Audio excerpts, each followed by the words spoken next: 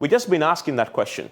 And that's where I guess the big conversation begins. First thing to note, if you hoard foreign currency, there'll be a decreasing supply of the foreign currency. Let's take dollars for a minute, right? If you hoard it and put it at home, less dollars you have in circulation in the system.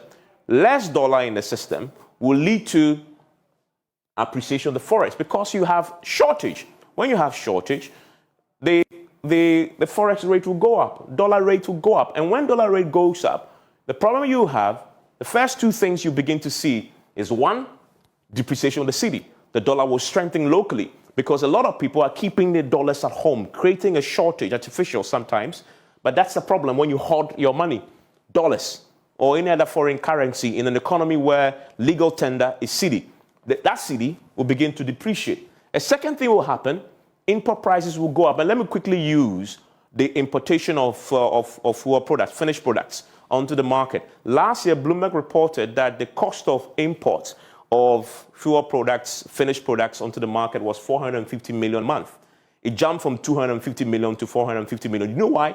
Because it was costing them far more using the dollars to buy, using the cedis to buy the dollar because it was the depreciation. It's costing a lot more. So it jumped. It costing them a lot more cedis to buy this. And then the Bank of Ghana said, we can only give you 100 million. So they have to find the rest of the forex somewhere. They have to go to the black market, and that also pushes the thing up. And then when that happens, it will then, when they bring it in at a high cost, because some people are hoarding and leading all to all this, fuel prices will go up at the pumps, cost of transportation will go up, the transporting food into Accra, for example, from the village will also be affected. The cost of food will go up at the markets. And when that goes up, inflation, you begin to see also now playing a significant role in this whole equation. And that's the beast right there. 42.5% is the inflation rate as we speak. And many people say it's food inflation. And food inflation in the country, possibly one of the factors causing it is cost of transportation. So you see, when you hoard cash, it begins to affect you in your pocket.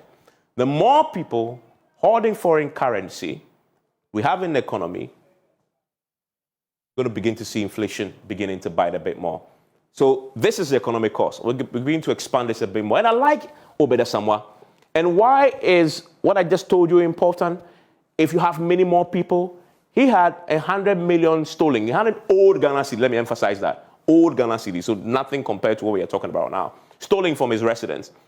And he was stolen by police officers who, by the way, were prosecuted as well.